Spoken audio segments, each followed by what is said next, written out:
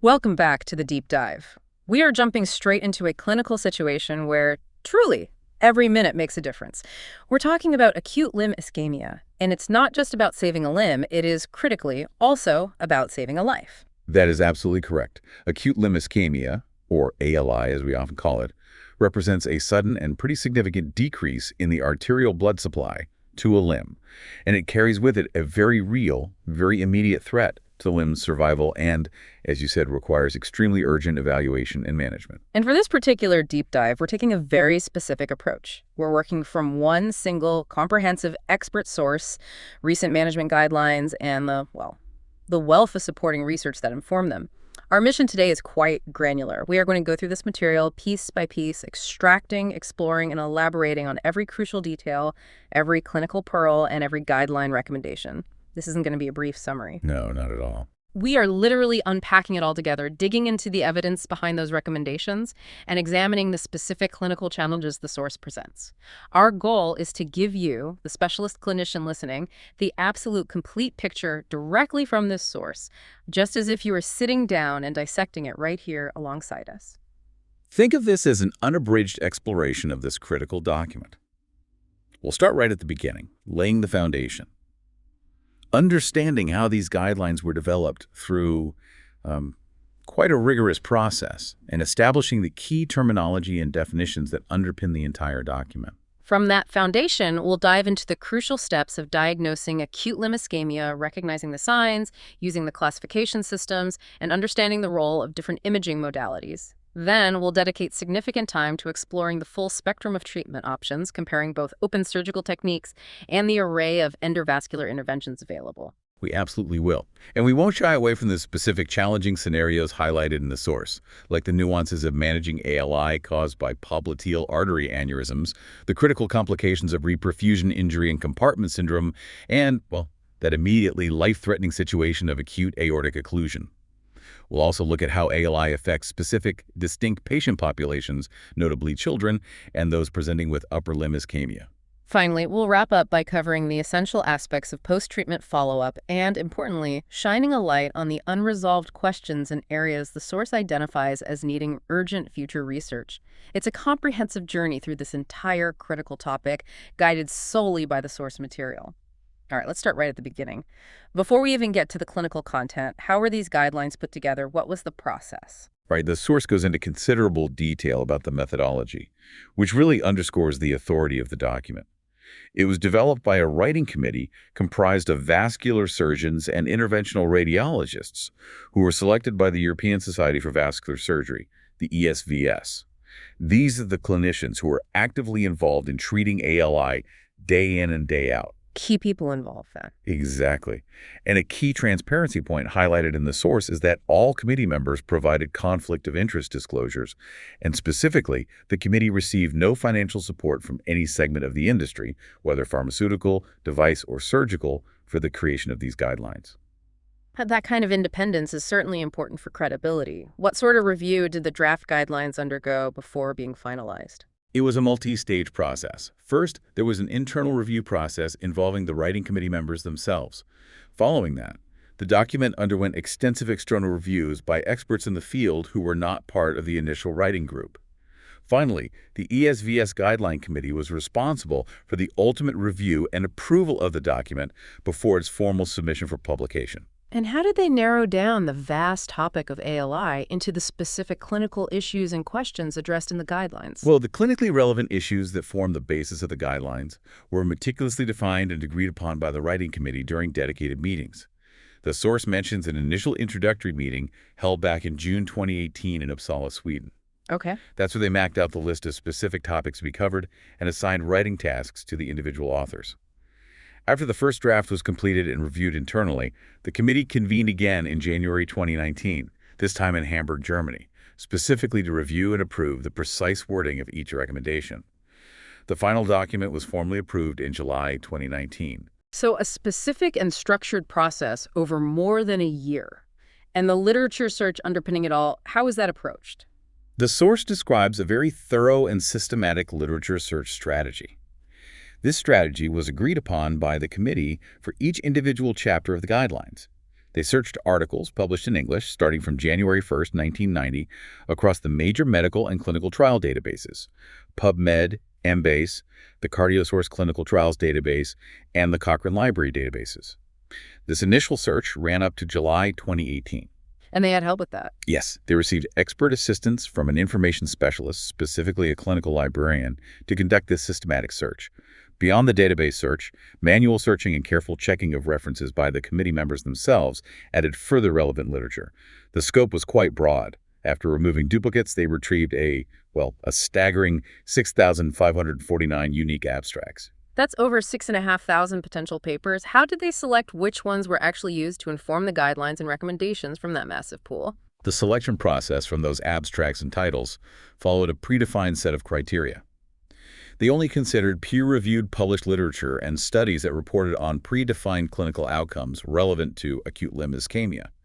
Crucially, they applied a hierarchical approach, often referred to as a pyramid of evidence. Right, the evidence pyramid. Exactly. At the top, they prioritized aggregated evidence like systematic reviews and meta-analyses. Following that were individual randomized controlled trials and then large non-randomized or observational studies. Case reports, meeting abstracts, and in vitro studies were explicitly excluded from forming the basis of recommendations. Expert opinion was placed right at the bottom of this evidence hierarchy. The source also makes a specific note that articles published after the initial search cutoff date, or even articles published in languages other than English, were included if they were deemed of paramount importance to the final guidelines. To ensure they were as current as possible, after the second round of external review, the writing committee performed a second updated literature search within their specific areas to capture any significant publications between July 2018 and June 2019. That seems like a very comprehensive and structured process to gather the evidence. Once they had the selected evidence, how were the strength of the evidence and the recommendations themselves graded? They utilized the established European Society of Cardiology system for grading both the levels of evidence and the classes of recommendation. The source verbally describes Figure 1, which illustrates the levels of evidence. Level A means the recommendations are supported by data from multiple randomized controlled trials, very large observational studies, or meta-analyses, so pretty robust evidence. Level B indicates the recommendations are based on data from a single randomized controlled trial, or from large non-randomized studies, offering a moderate level of evidence. And level C means the recommendations are based on expert opinion, findings from small studies, retrospective studies, or data derived from registries, representing the lowest level of formal evidence in this hierarchy. And the strength of the recommendation itself, the class, how does that system work? That's detailed in the verbal description of Figure 2, covering the class's recommendation. A Class 1 recommendation signifies that the evidence and/or general agreement is overwhelmingly in favor, indicating that a given treatment or procedure is strongly considered to be beneficial, useful, and effective. The specific wording used is typically "is recommended." Got it. Class 1 is recommended. Class 2 recommendations involve situations where there is conflicting evidence or a divergence of opinion among experts. Within Class 2, there are two subclasses. Class 2A indicates that the weight of evidence or opinion leans in favor of the usefulness or efficacy. The wording used here is "should be considered." Class 2A should be considered. And Class 2B is used when the usefulness or efficacy is less well established by the available evidence or expert opinion. The wording for Class 2B recommendations is "may be considered." Class 2B may be considered. Less certain. Exactly. Finally, Class 3 means there is evidence or general agreement that the treatment or procedure is not useful or effective, and in some instances, it might even be harmful. The wording for Class 3 recommendations is always "is not recommended." Class 3 is not recommended. Very clear. So when we hear Class 1, Class 2A, Class 2B, or Class 3 used with a recommendation, we immediately understand the level of certainty and the strength of that advice based on the evidence the committee reviewed. That framework is absolutely crucial for interpreting these guidelines. Precisely. It provides the context for every piece of advice that follows. The process concluded with further review by the ESVS Guidelines Committee and external experts, incorporating suggestions and revisions before the final document was approved and submitted. All right, that rigorous methodology is clear. Now that we understand how they built this foundation, let's move on to the core definitions. How does this source define acute limb ischemia? The core definition, as provided in Section 1.3 of the source, is a sudden decrease in the arterial perfusion of the limb. This sudden drop carries a potential threat to the limb's survival and, importantly, requires urgent evaluation and equally urgent management. And what specific time frame qualifies it as acute in this context? Acute limb ischemia is specifically defined by a symptom duration of less than 2 weeks. If a patient has had symptoms of reduced perfusion for longer than 2 weeks, that would typically be classified as chronic limb ischemia and would fall under different management guidelines. The source also lists the most common causes of this sudden decrease in perfusion. These are embolism, thrombosis of pre-existing native arteries or previous surgical or endovascular reconstructions, peripheral arterial aneurysm, dissection, and traumatic arterial injury. How is the severity of this sudden lack of blood flow assessed clinically? What system do the guidelines advocate? The primary system for clinical grading is the Rutherford Acute Limb Ischemia Classification System. This system is used to determine the severity of the ischemia and whether the limb is viable or potentially faces irreversible damage. The source notes, and I think many clinicians listening can attest, that clinically distinguishing between grade 2A, which is marginally threatened, and 2B, immediately threatened. Yes, that can be tricky. Now, particularly between grade 2B and grade 3, irreversible, can sometimes be quite challenging in real-world clinical practice. What is the overarching goal of treating ALI, according to the source? The goal, clearly stated, is prompt diagnosis followed by prompt revascularization. This combined approach is what has been shown to reduce the risk of both limb loss and death in these patients. And if the limb is already too severely affected, if the ischemia is irreversible? For patients presenting with irreversible, or class 3 ischemia, the guidelines state that primary amputation is the recommended course of action. The source soberingly highlights that even despite urgent diagnosis and attempts at revascularization in other grades, the rates of both mortality and major amputation remain unfortunately high. The source also briefly mentions some less common causes beyond the usual suspects. Yes, it does. Table 1 in the source provides a list of a number of uncommon causes of ALI. These are conditions that are typically only considered in the differential diagnosis after the more common causes have been ruled out or seem less likely. Could you give us a brief verbal rundown of what kinds of uncommon causes are listed in Table 1? Certainly. Table 1 includes conditions like vasculitis, explaining that it's an inflammation of the arteries and mentioning signs like bilateral disease, systemic symptoms such as fever, or signs of connective tissue disease as potential clues. Other examples listed are thrombophilia, underlying malignancy, fibromuscular dysplasia, external compression on the artery, popliteal artery entrapment, conditions related to medications like ergotism, structural issues like coarctation of aorta, arterial dissection, vasospasm, and thoracic outlet syndrome.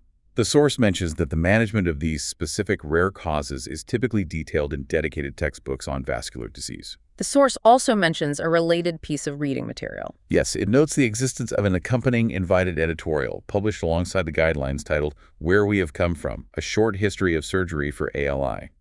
This provides some useful historical context for how treatment approaches have developed. Shifting gears to epidemiology, how frequently does acute limb ischemia actually occur in the population? The source candidly states that the true incidence is largely unknown. This is primarily attributed to the heterogeneous ways ALI can present and be treated, and often epidemiological studies tend to combine data on ALI with chronic limb ischemia without clear differentiation. There are also noted significant geographical variations in incidences, which might be influenced by factors like ethnicity, access to healthcare, and the overall quality of care provided. Most of the available epidemiological data, as the source points out, comes from studies conducted in Western Europe and North America. But they do mention data from other regions. Yes. The source specifically references a publication that reported on a Chinese population treated with thrombolysis for ALI, noting that the results observed were similar to those reported from studies in Europe and North America. This suggests some consistency in outcomes across populations, despite potential variations in underlying disease or healthcare systems. The EUCLID study is brought up in the context of epidemiology. What was that study, and what did it show about ALI? Yes, the EUCLID study examining use of ticagrelor in peripheral artery disease. It was a large global randomized controlled trial focused on assessing ticagrelor treatment in patients with established peripheral artery disease. It was a massive study enrolling nearly 14,000 patients across 28 countries. Huge study. Indeed. The source specifically highlights two interesting subgroups relevant to our topic.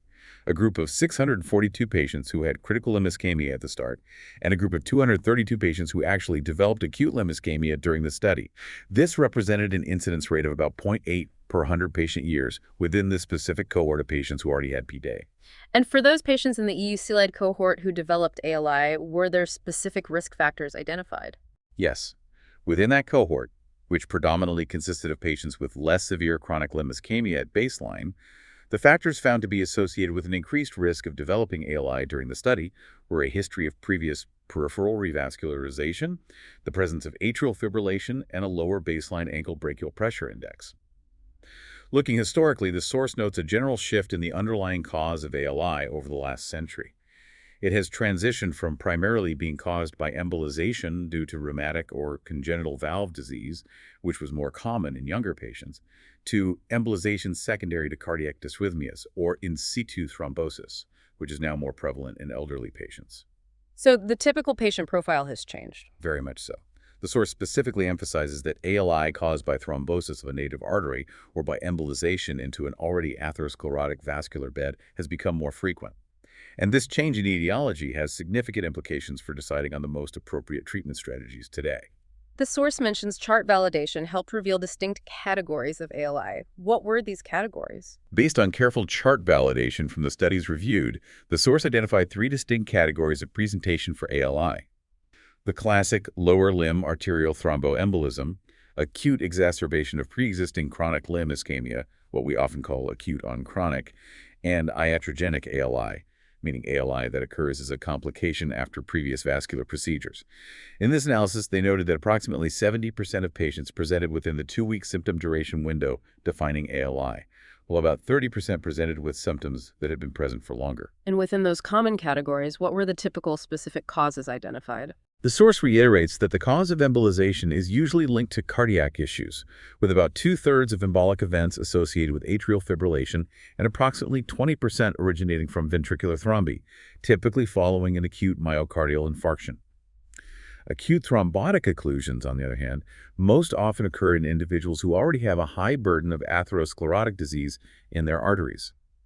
The source also mentions lower extremity embolization originating from aortic thrombi as a well-known, albeit less common, source, and points out that this can sometimes be precipitated by device manipulation during EVA forages. There's historical data on incidence rates mentioned as well. Yes, historical data from studies in Sweden and the UK suggested an incidence rate for ALI ranging from 3 to 14 cases per 100,000 person years.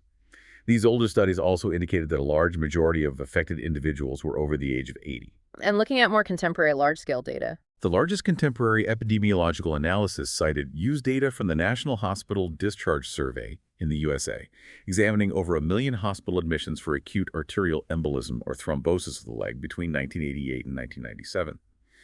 However, that particular analysis didn't report on long-term follow-up data.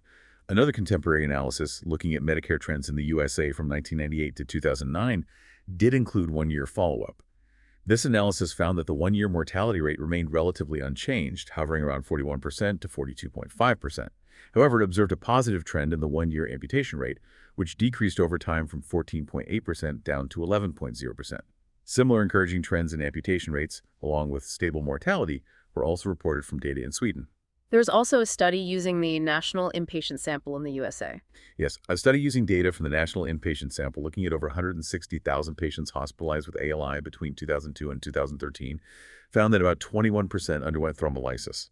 The author suggested there might be an association between the increasing use of thrombolysis and other endovascular procedures and the improved patient outcomes observed over that period.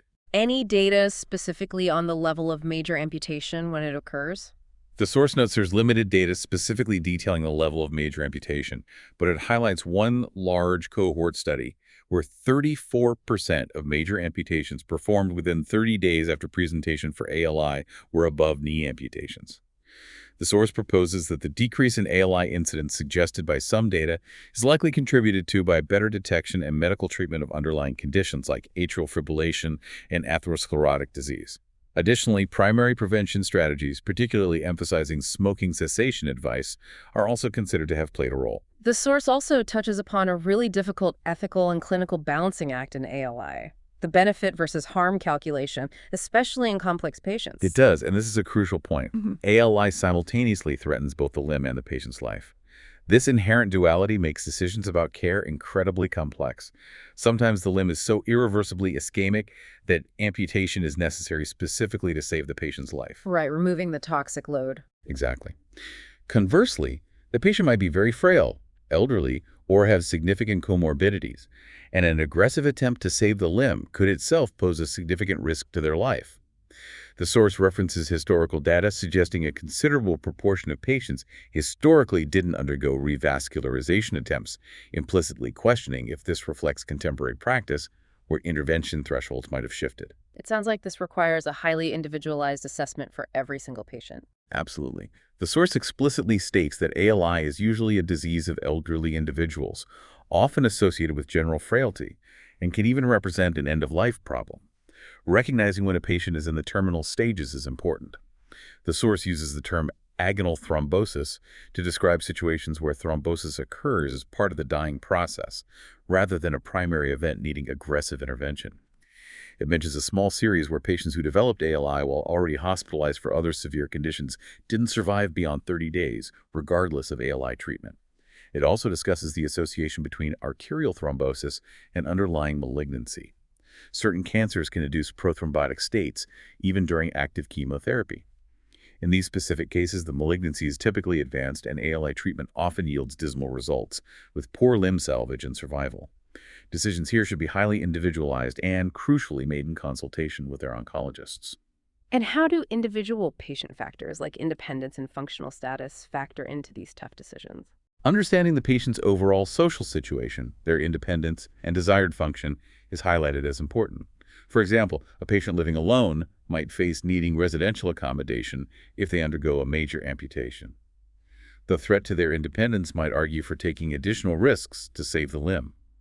Similarly, for a patient already wheelchair-bound, preserving leg function might be less critical than ensuring good hand function through, say, brachial embolectomy to maintain self-care independence.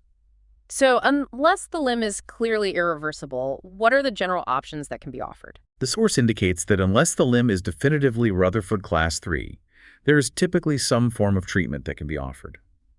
These fall broadly into surgical approaches, like thrombectomy or bypass, and endovascular approaches, like thrombolysis or thromboaspiration. In frail patients with very limited mobility, medical treatment with anticoagulation alone may sometimes be considered sufficient if aggressive intervention carries prohibitive risks. The core complexity arises when a larger, potentially riskier surgical procedure might offer a greater predicted chance of limb salvage, but simultaneously carries a greater inherent risk of complications, including death.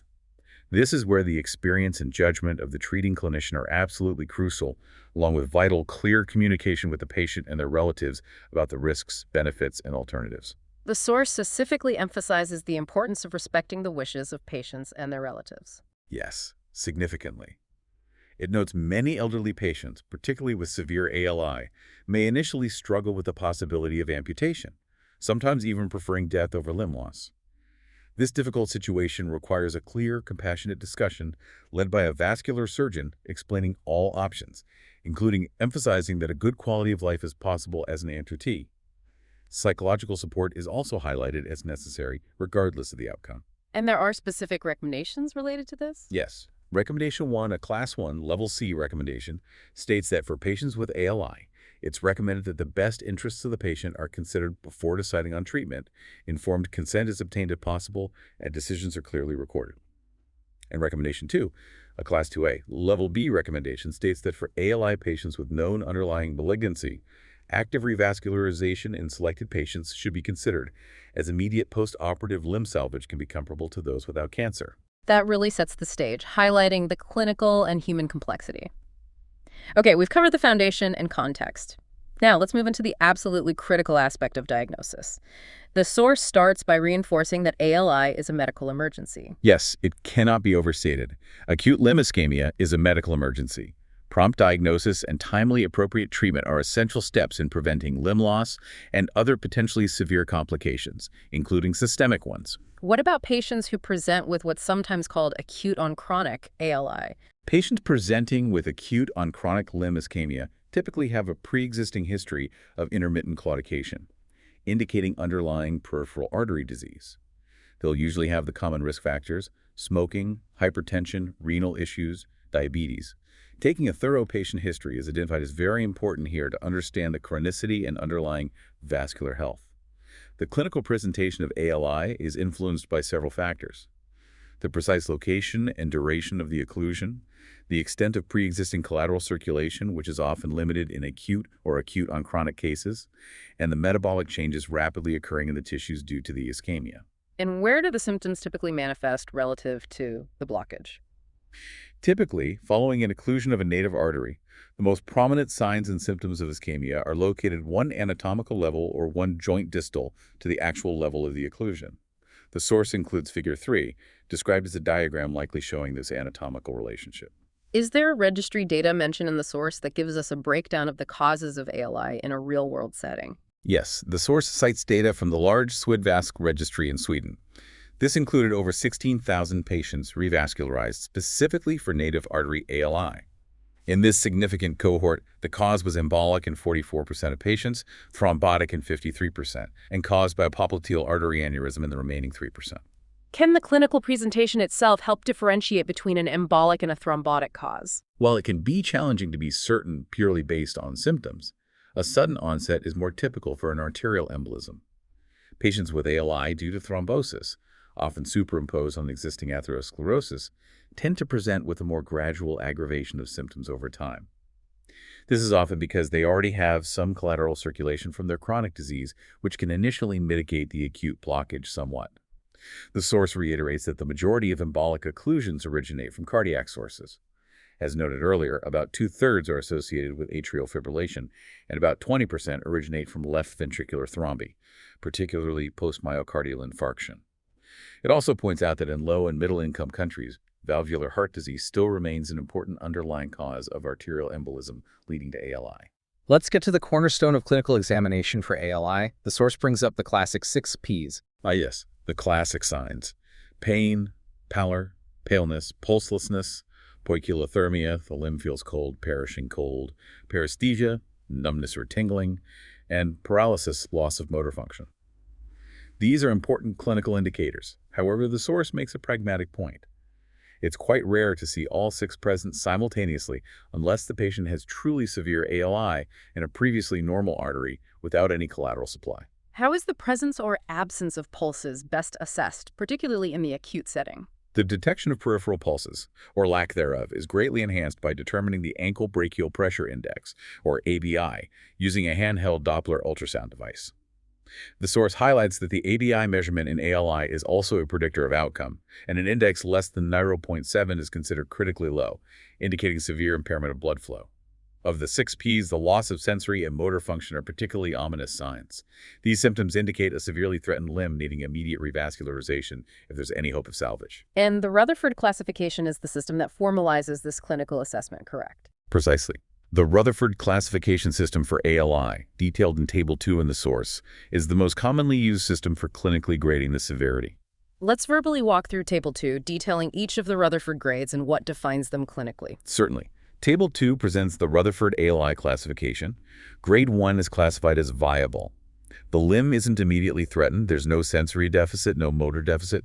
Arterial Doppler signals are audible, and venous Doppler signals are also audible.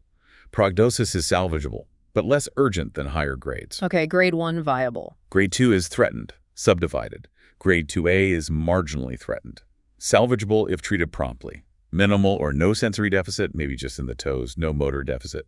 Arterial Doppler signals are typically inaudible, though the source notes exceptions exist. Venous Doppler is audible. Grade 2A, marginally threatened. Grade 2B is immediately threatened. This limb is salvageable but needs urgent revascularization. There's more significant sensory deficit beyond the toes. There's mild to moderate motor deficit. Arterial Doppler is inaudible. Venous Doppler is audible. Grade 2B, immediately threatened. That's the urgent one. Yes. And grade 3 is irreversible. Major tissue loss, amputation, and permanent nerve damage are considered inevitable. There's profound sensory deficit. The limb is anesthetic. There's profound motor deficit, paralysis, potentially rigor, though, again, the source notes exceptions. Arterial Doppler is inaudible, and importantly, venous Doppler is also inaudible, indicating severe tissue damage. That detailed breakdown makes the distinction between the grades and the urgency very clear, especially noting the sensory and motor deficit levels. Absolutely. And the source consistently uses the precise pronunciation: Class 1, Class 2A, Class 2B, Class 3. It also mentions that while a focused cardiac exam is important for suspected embolic causes, it should not delay immediate treatment steps for the ALI itself. It's interesting that the source notes diagnosis is often initially made by non-vascular specialists. Yes, it's a reality. Many patients aren't initially admitted directly to vascular specialists. However, the source suggests that after a careful clinical workup by any competent doctor, the diagnosis is usually straightforward, based on signs and symptoms. Emphasizing this early diagnosis, even outside a specialized unit, is highlighted because it saves critical time and increases the chance of successful treatment once the patient reaches definitive care. So clinical assessment is the first vital step. Once that's done, what role does imaging play, and how does the urgency affect the choice and timing of imaging? The source is very clear. The time required for imaging must be carefully weighed against the urgent need for revascularization. The critical message is, non-invasive imaging must never cause a delay in proceeding to subsequent treatment. It's acknowledged that nearly all published data on non-invasive imaging accuracy comes from studies in chronic limb ischemia. There's very little data specifically on accuracy in the acute non-trauma ALI setting. While sensitivity and specificity might be similar, imaging the outflow arteries below the blockage is generally harder in ALI due to the lack of developed collaterals. Given that, what is still considered the standard investigation in terms of diagnostic accuracy? Digital subtraction angiography, or DSA, is still regarded as the standard for diagnosing ALI accurately, delineating the anatomy and occlusion. A significant advantage of DSA, particularly now, is that it allows for therapeutic intervention in the same setting, typically with endovascular surgery. The source describes typical angiographic signs. A classic sign of embolism is a crescent-shaped or meniscus sign at the occlusion, often with normal downstream vessels. Thrombotic occlusions are more likely in diseased arteries and may show other atherosclerosis and some pre-existing collaterals. Figure 4 visually illustrates this. Could you verbally describe Figure 4? Figure 4 shows two DSA images. Panel A displays an acute on chronic occlusion. You see irregular margins proximally and some collateral vessels, typical of thrombosis on existing disease. Panel B shows an embolic occlusion. You see stagnant contrast before the occlusion, and the thrombus margin has that characteristic concave or meniscus shape. When performing DSA, how should arterial access be considered? The chosen access site should allow adequate evaluation of both inflow vessels above the occlusion and outflow vessels below it, ensuring the full extent is visualized for treatment planning. Adjunctive techniques can help. Intra-arterial vasodilators can reduce distal vasospasm, improving visualization. For severe renal insufficiency, carbon dioxide angiography is mentioned as a potential alternative to iodinated contrast. Moving on to duplex ultrasound, or DUS. What's its role in ALI imaging? The source notes scarce data on DUS accuracy, specifically in ALI. It provides accuracy data from chronic PD studies. Sensitivity 88%, specificity 96% for 50% stenosis occlusion, with confidence intervals listed. DUS is noted as capable of providing necessary info in about 90% of revascularization cases, including ALI. It's considered accurate for complete incomplete obstruction in the common femoral, superficial femoral, popliteal arteries, and bypass grafts. What are the limitations of DUS, especially in ALI? Limitations include lower accuracy for tibial arteries, though ALI rarely originates solely there. Crucially, DUS should not be used as a single modality to definitively rule out occlusion in suspected ALI. While accuracy can be comparable to the CTA in some segments, a major practical limitation is that DUS isn't always available 247 in the acute setting. Next is computed tomography, angiography, or CTA. What are the requirements for CTA in ALI? CTA for ALI requires intravenous non-ionic contrast given at a sufficient rate for good arterial opacification without too much venous overlap. And the concern about contrast-induced acute kidney injury with CTA. The source acknowledges the known association but frames it as a relative problem balanced against the immediate threat of ALI. It notes recent ESUR guidelines lowered the safe threshold to eGFR 30 mmHg 1.73 mL2. It cites a large cohort study showing an association between contrast-induced AKI and increased mortality, but highlights multiple potential confounding factors related to patient comorbidities in that study. Anatomically, CTA scans for ALI typically cover from just above the renal arteries down to the feet, providing a comprehensive map. What are the specific advantages of using CTA in the ALI setting? A significant advantage is its ability to evaluate the thoracic and abdominal aorta, which helps identify potential embolic sources there. It can also visualize mesenteric vessels for simultaneous emboli. Furthermore, CTA can spot extravascular findings like popliteal entrapment or even previously unknown malignancy. One study found relevant extravascular findings requiring investigation in up to 74% of scans, including malignancy at about 3%. Overall, the source considers CTA often more useful than DSA because it combines cause evaluation, outflow resolution, and provides a precise roadmap for guiding intervention. What data are available on the accuracy of CTA in this context? In chronic PA, sensitivity is 96%, specificity 95% for 50% stenosis occlusion aorta to popliteal. In trauma, a systematic review showed 100% sensitivity specificity. For ALI specifically, only one study is cited reporting 98% sensitivity for detecting an occluded artery compared to DSA surgery. The last imaging modality discussed is contrast-enhanced magnetic resonance angiography, or CEMRA. Like CTA, CEMRA uses contrast injection. A key challenge is timing image acquisition correctly. Is CEMRA frequently used in the acute setting of ALI? The source states it has relatively long exam times and limited 247 availability, so it's not frequently used in acute ALI. Image quality can be affected by venous return artifacts, though 4D imaging might help, and metallic implants. In chronic PE, accuracy is similar to CTA. Sensitivity 93%, specificity 94% for 50% stenosis. However, and this is critical, the source states that to date, no studies have specifically evaluated CEMRA in the setting of acute limb ischemia. So bringing it all together, how does the source summarize the different imaging modalities and the choice among them for ALI? The summary in section 2.2.5 and table 3 says that based on current evidence, DSA, CTA, DUS, and CEMRA can all be considered. The choice often depends on local expertise, 247 availability, and team preference. Which modality is most often used in current practice, according to the source? CTA is noted as most often used, mainly due to wide availability. The source recommends CTA should be performed for treatment planning unless the ischemia is so severe there's simply no time and immediate intervention is needed clinically. It reiterates CEMRA's limited role in ALI due to restricted availability and, crucially, the lack of specific evaluation in ALI patients. Could you provide a brief verbal description of Table 3, summarizing the key characteristics of each imaging modality for ALI? Sure. Table 3 summarizes the pros and cons.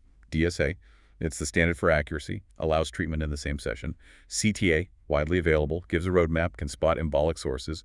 DUS, accurate, possibly, but availability can be an issue 2147. CEMRA, limited availability, crucially not evaluated specifically in ALI.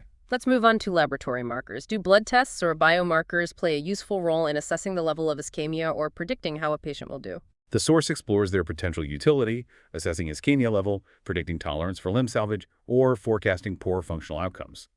It discusses creatine kinase, CK or CPK. Correlation with limb salvage hasn't been studied. Very high levels, 5,000, 10,000 IUL, indicate severe ischemia reperfusion injury and risk of compartment syndrome, CS, potentially acute renal failure.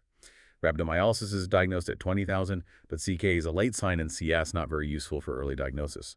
C-reactive protein, CRP, and alpha-1 acid-glycoprotein were studied in 75 patients. The CRP cutoff of 49 mg/L had 84% sensitivity, 95% specificity for post-op complications. The neutrophil to lymphocyte ratio, NLR, was looked at retrospectively in 254 embolectomy patients. NLR 5.2 had 83% sensitivity, 63% specificity for needing amputation within 30 days. What about lactate levels in the blood? The source states there are no data correlating lactate levels with ALI severity. It references the 2017 ESVS mesenteric guidelines, which recommended against using serum lactate for acute mesenteric ischemia. It's a late sign, often normal early on. So, summarizing the evidence on biomarkers, the source concludes it's scarce. Critically, it states no studies currently support the routine use of biomarkers to predict limb salvage or survival after ALI treatment. Okay, let's pause for a quick recap here. After that deep dive into diagnosing acute limb ischemia, we've covered recognizing this is a time-sensitive emergency, the importance of history, acute versus acute on chronic, applying the 6Bs and ABI, classifying severity with Rutherford remembering class 1, 2A, 2B, 3, choosing the right imaging, CTA often preferred if time, considering urgency and availability, and the limited current role of routine lab biomarkers for prediction based on this source. That recap effectively covers the essential first steps. Rapid, accurate assessment using clinical signs, the Rutherford classification, and appropriate imaging determines severity and guides immediate steps towards revascularization. The clinical severity, particularly Rutherford Class 2B, dictates the urgency of imaging and intervention. Getting that diagnosis right and fast is the critical first hurdle. Absolutely. Now that we've thoroughly covered diagnosis, let's move into treatment strategies. Medical, open, and endovascular options outlined in the source. What are the initial medical steps recommended while awaiting definitive revascularization? The source details several initial medical measures. Systemic anticoagulation is a cornerstone. Unfractionated heparin, UFH, given intravenously, is recommended while awaiting revascularization, usually an initial bolus, then continuous infusion. Is achieving a specific level of anticoagulation important with heparin in this phase? Yes, achieving therapeutic activated partial thromboplast in time, APTT levels, seems important. It mentions a study of transferred patients where only 58% reached therapeutic levels, and those who didn't had a significantly higher reintervention rate later, 47%. For patients with confirmed or suspected heparin-induced thrombocytopenia, HIT, non-heparin anticoagulants like lipirudin, argatroban, or daniparoid are options. Consultation with a hematologist is advised. Other supportive measures, intravenous hydration and supplementary oxygen, may be beneficial. Lowering the fit into the bed, anti-Trendelenburg, may also help. The source provides specific recommendations related to this initial medical treatment. Yes, recommendation 9 states. For patients with acute limb ischemia awaiting revascularization, heparin is recommended. Class 1, level C, recommendation 10 states. For patients with acute limb ischemia awaiting revascularization, supplemental oxygen is recommended. Also Class 1, level C. What about the use of adjuvant prostanoid treatment? Are medications like prostaglandins considered in ALI? The source discusses studies evaluating prostaglandin analogs like iloprost and liposomal prostaglandin E1. It details one study randomizing 300 patients to surgery plus iloprost versus placebo. The primary endpoint, death amputation, wasn't significantly different overall, but iloprost did significantly reduce perioperative mortality, 10.6% to 4.7%, and cardiovascular events. A post-hoc analysis suggested benefit in elderly 70 years for the combined death amputation endpoint. Another study randomized 204 patients to liposomal prostaglandin E1 versus placebo perioperatively. Incidence of perioperative mortality or major adverse limb events, MALE, was significantly reduced, 13.2% to 5.1%. Despite these reported benefits, the source notes adjuvant prostanoid therapy hasn't found widespread favor. And the recommendation regarding prostanoids reflects this limited adoption. Yes, recommendation 12 states. For patients requiring surgical revascularization for acute limb ischemia, prostacyclin analogs may be considered during and after revascularization. Its Class 2B, level B may be considered. Now let's discuss the crucial decision-making process about how and where to treat a patient with ALI. The source strongly emphasizes that ALI patients should ideally be treated by specialists in both vascular surgery and endovascular therapies, in centers with full facilities. This often means transferring patients from non-vascular centers. How urgent is that transfer process? Urgency depends directly on ischemia severity. Patients with motor or sensory loss, Rutherford Class 2B, require particularly urgent transfer for immediate assessment and potential intervention. It reiterates urgency based on Rutherford classification. Urgent revascularization is mandatory if there's neurological deficit, especially motor loss, Rutherford Class 2B. Available techniques listed include surgical thromboembolectomy, bypass, percutaneous catheter-directed thrombolysis, CDT, thrombus aspiration mechanical thrombectomy, with or without thrombolysis, and hybrid procedures like thrombinoidectomy. Strategy choice depends on multiple factors: team expertise, facilities, patient factors, duration severity of ALI, location cause, comorbidities, therapy risks.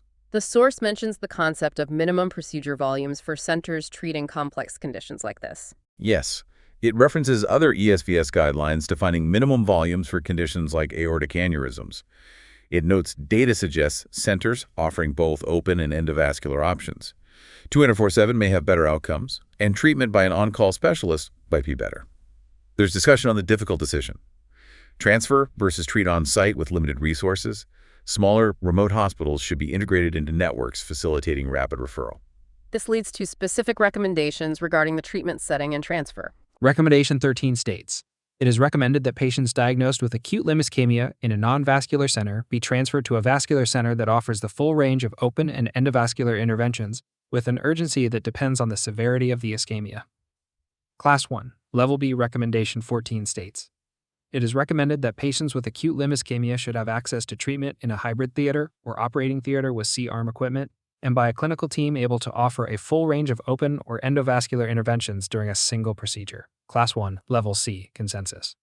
The source adds context to Rec 14, acknowledging procedures sometimes happen in conventional ORs or angio suites. It notes limited data evaluating hybrid procedures' benefits specifically for ALI. One large study found no difference in 30-day reintervention or mortality compared to open or endovascular alone. Another study on intra-op angiography after embolectomy found higher intra-op reintervention but lower reocclusion at 24 months. Okay, that provides a clear picture of the overall approach and where treatment should ideally take place. Let's get into the specifics of the open revascularization techniques themselves, starting with surgical thromboembolectomy. Open techniques like thromboembolectomy and bypass could be primary treatment or used if intravascular attempts fail. And thromboembolectomy, particularly using the Fogarty balloon catheter, is a foundational technique here. Yes, Fogarty balloon thromboembolectomy since 1962 has been standard, especially for embolic occlusion in otherwise normal arteries, though that scenario is less common now with more underlying atherosclerosis. A femoral incision usually suffices for unilateral iliac femoral profunda clots. If the clot extends to the aortic bifurcation, there's a risk of dislodging clot contralaterally. Techniques to mitigate this include contralateral balloon protection under fluoroscopy or manual compression. Acute aortic occlusion itself is covered later in Section 6. For popliteal or below-knee occlusion, removal from the groin is difficult. Direct exploration of the below-knee popliteal artery should be considered. This allows separate catheter passage into tibial arteries. For arteriotomy in the below-knee popliteal, transverse is often preferred to prevent narrowing.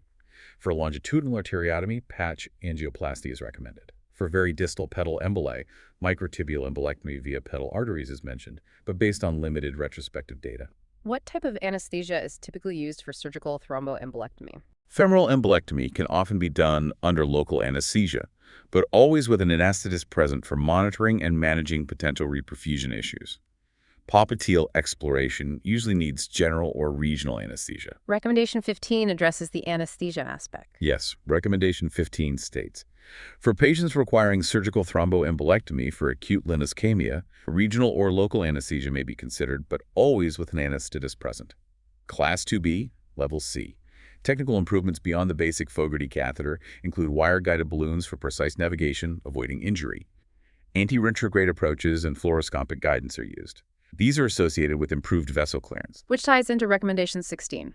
Recommendation 16 states, for patients requiring surgical thromboembolectomy for acute limb ischemia, the use of over-the-wire embolectomy catheters under fluoroscopic control should be considered. Class 2A, Level C, contemporary outcomes data, sobering. One report on 170 patients, 49% AF. Most femoral approach, 6% bypass, 16% additional lopholysis, 39% fasciotomy. High morbidity mortality, 30-day mortality, 18% major amputation within 90 days, 15%. 5-year freedom for amputation, 80%, but 5-year survival, only 41%. This study typifies the ongoing high morbidity mortality of embolic ALI. The next open surgical technique discussed is surgical bypass. Bypass can be primary treatment, especially for acute on chronic ischemia, or used when intravascular methods fail. Techniques are similar to chronic limb-threatening ischemia. Data from the Vascular Study Group of New England, over 5,700 infrainguinal bypasses, 5.7% for ALI.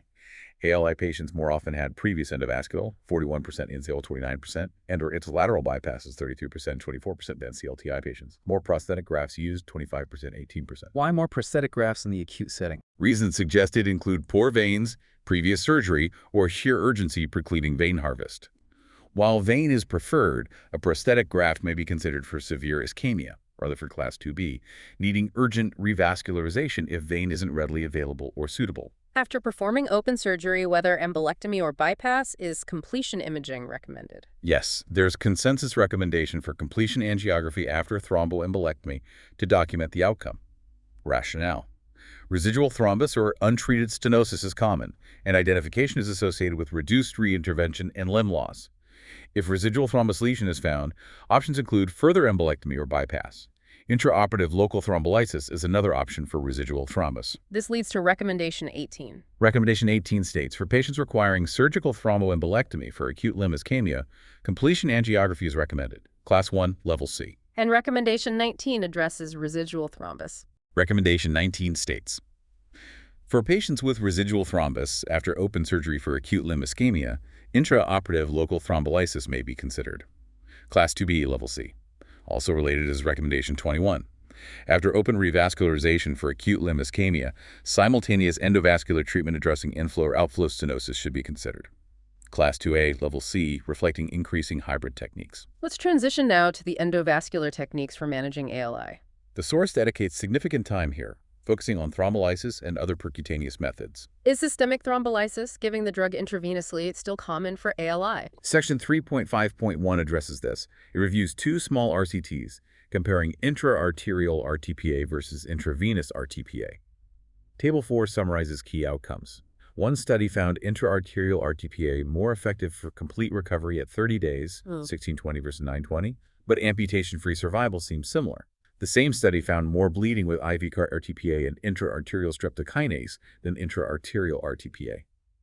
Based on reduced effectiveness of IV route for flow restoration, the source concludes intravenous thrombolysis is generally no longer in widespread use for ALI. So focus shifts to catheter-directed thrombolysis, or CDT, delivering drug directly to the clot. What needs assessment before starting CDT? Assessing contraindications is crucial.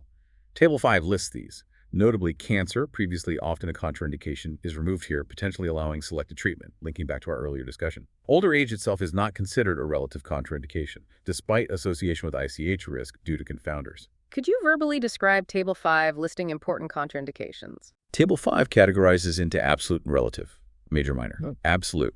Established CV80 within 2 months, active bleeding diaphysis, recent GI bleed, 10 days, neurosurgery, intracranial spinal, within 3 months, intracranial trauma within 3 months. Major relative examples: recent major surgery trauma, uncontrolled hypertension, active peptic ulcer, history of hemorrhagic stroke. Minor relative examples: prolonged CPR, recent non-compressible vessel puncture. The source also specifies scenarios where CDT should not be used. Yes, CDT should not be used for acute onset claudication where the limb isn't immediately threatened, Rutherford Class 1 equivalent. Reason: many don't get long-term symptom relief. Research needed here. These patients should be managed conservatively with medical treatment and walking therapy. What are reported technical success rates for CDT? Contemporary series report high technical success, 80%, 90%. It can be used for native artery, graft stent thrombosis, emboli, PA thromboembolism. And patient outcomes with CDT? Major amputation-free survival around 84% at 30 days, roughly 75% at 1 year. What's the primary major risk? Significant hemorrhage. Can occur in 13%, 30%, may require stopping treatment. Small but serious risk of intracerebral hemorrhage, 0.4%, 2.3%, usually fatal. Recommendation 25 addresses CDT use. Recommendation 25 states: for patients with acute limb ischemia, Rutherford Class 2 ischemia suitable for endovascular therapy, catheter-directed thrombolysis should be considered in centers that can offer backup open surgical revascularization. Class 2B, level B, backup capability is key. Let's discuss obtaining arterial access for percutaneous procedures, particularly thrombolysis, common access issues. Access complications are commonest difficulty, groin hematoma being frequent. Source strongly advises avoiding through-and-through femoral puncture. Anterior wall puncture alone recommended, ideally assisted by ultrasound guidance. Is there evidence supporting ultrasound guidance? Yes. Pooled results from 5 coronary angiography RCTs showed ultrasound superior to anatomical landmark approach. Fewer attempts, reduced venous puncture risk, significantly reduced bleeding complications. Odds ratio in 0.41. This strong evidence leads to recommendation 26. Recommendation 26 states: for patients with acute limb ischemia undergoing endovascular therapy, ultrasound guidance for arterial access is recommended. Class 1 level A. What about choosing antegrade versus retrograde access? No comparative studies specifically for thrombolysis and ALI. Antegrade, downwards from groin arm, may help maneuverability for distal occlusions. Antegrade from arm can cross acute aortic bifurcation, rare issue now. Retrograde, upwards from groin, suitable for more proximal lesions. Let's talk about the fibrinolytic drugs themselves. Streptokinase, less used now, antibody risk. Urokinase, historically standard. Recombinant tissue plasminogen activator, RTPA, like Alteplase. comparable efficacy safety to urokinase. Others exist: reteplase, tenecteplase, araplase. What about different dose regimens? High versus low dose, accelerated versus standard? Discusses high versus low dose, accelerated versus standard. Pooled results, almost 10,000 patients, not suitable for direct comparison, but suggested accelerated high dose, reduced duration, 22 versus 33 hours. Bleeding higher with high dose, 17% says is 13%. Clinical success seemed comparable. Two smaller RCTs directly compared. First, urokinase, equal effectiveness, more bleeding with high dose, 20% says 3%.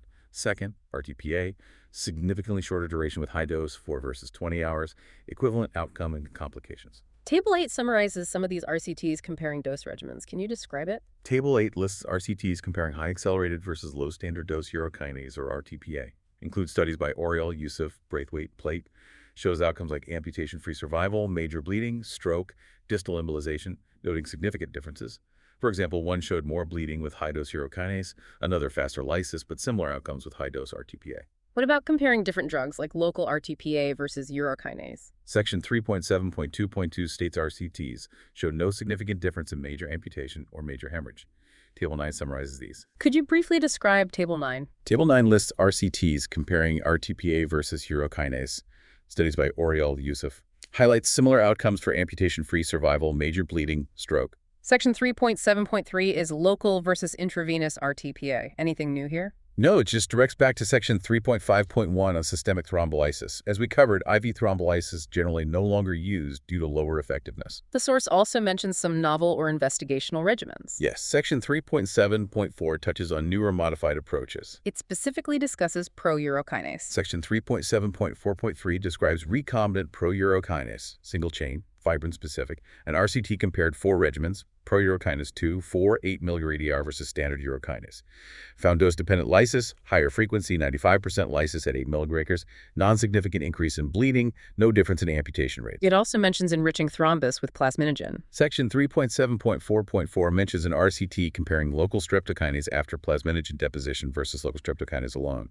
Shorter duration, former, no difference in success rates. Table 10 summarizes these single RCTs on different regimens. Table 10 summarizes single RCTs on various regimens.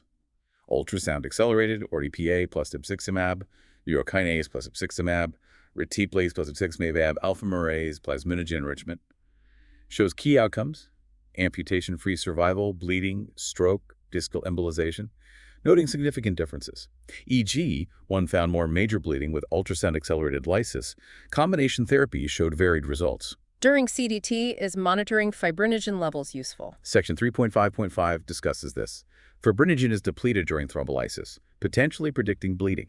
However, its use for guiding clinical decisions or predicting outcome during treatment is not currently supported by evidence. What about giving heparin concurrently during CDT? Section 3.5.6 covers this. Concurrent intravenous UFH, target APTT 1.52x baseline, was associated with increased risk of major bleeding in the TOPITUS trial. Relative risk 2.19.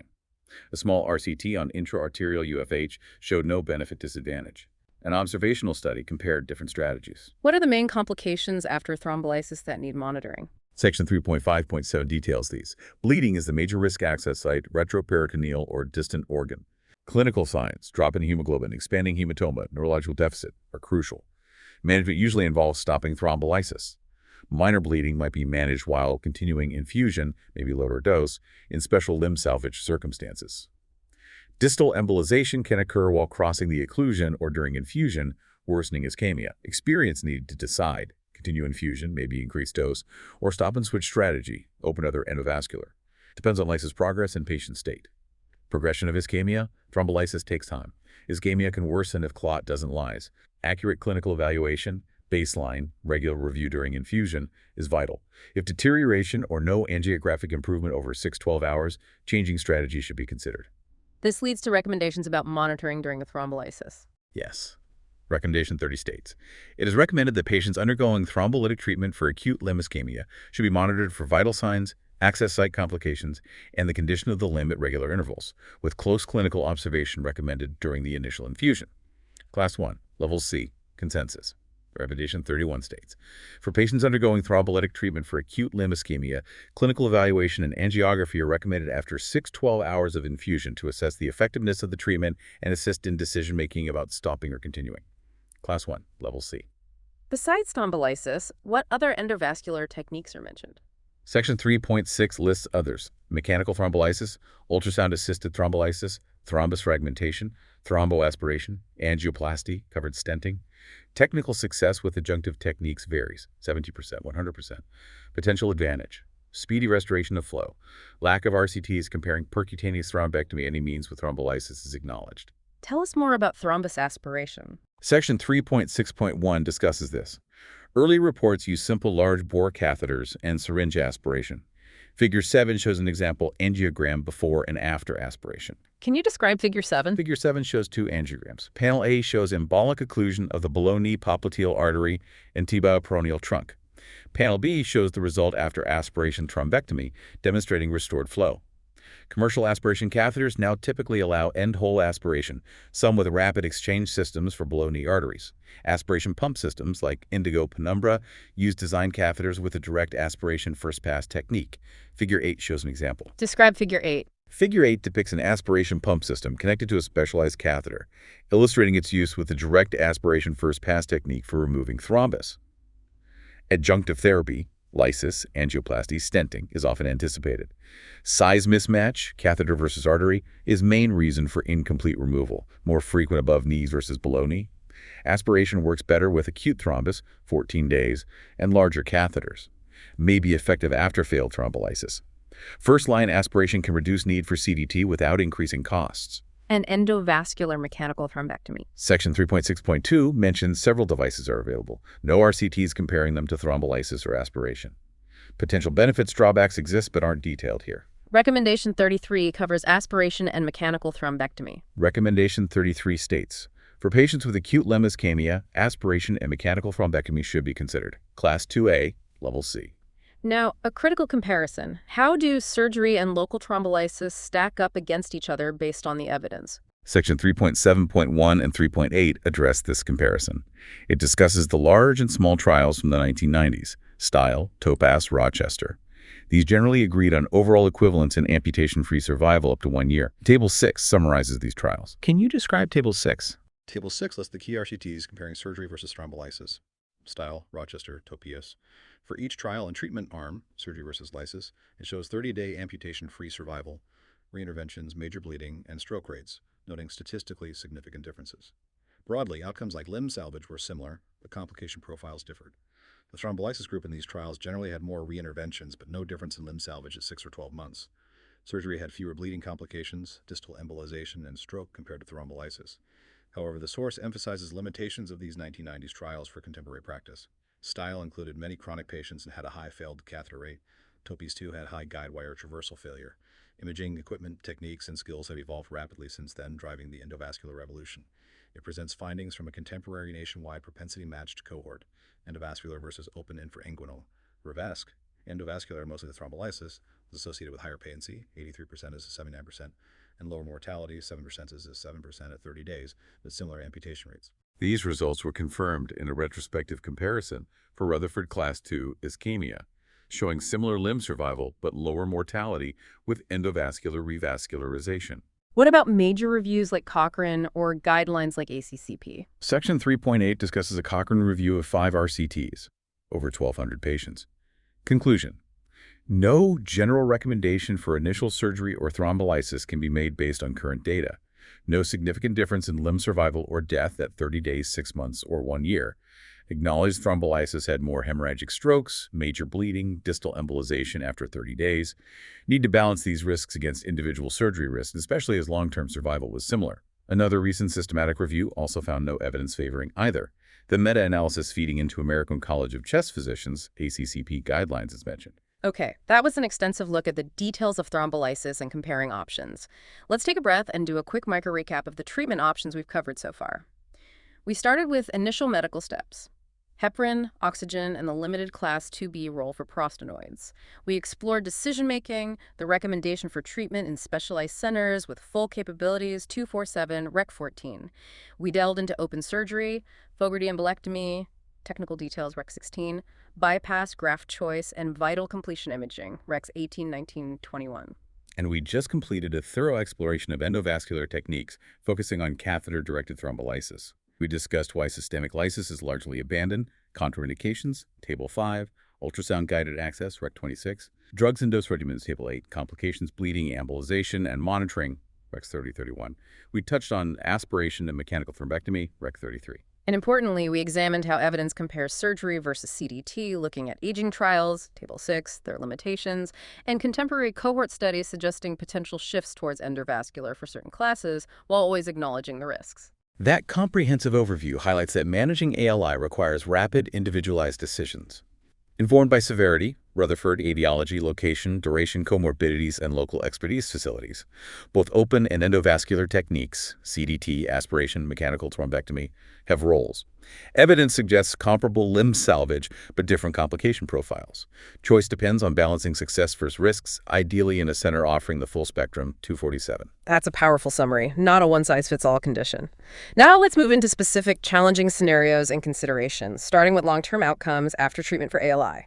Section 3.9.1 frankly acknowledges scarcity of knowledge on long-term outcomes. Lack of RCTs evaluating long-term mortality, patency, or amputation rates over many years. Reiterates findings from Medicare data, mortality unchanged, amputation decreased, and Swedish SWEDVASC registry, endovascular versus open infrainguinal. Better 30-day patency, lower mortality with endo, similar amputation, improved 5-year survival with endo, mainly in first year. Mentions Finland-Russia study on CDT for class 12A ischemia, low 10-year survival, 30%, AF and older age associated with mortality, reinterventions very common, 190 additional procedures in 122 patients.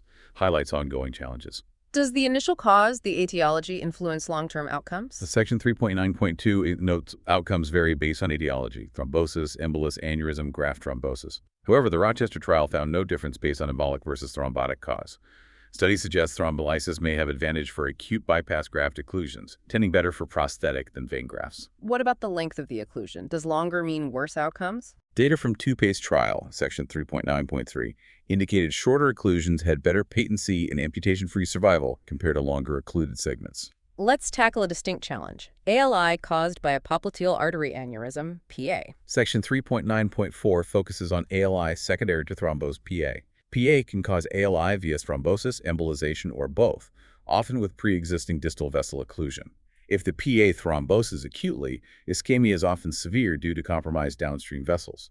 A recent study highlighted clinical difficulty distinguishing Rutherford class 2B threatened and 3 irreversible in these patients. Systematic review reports high amputation risk after acute PA thrombosis, 14.1%.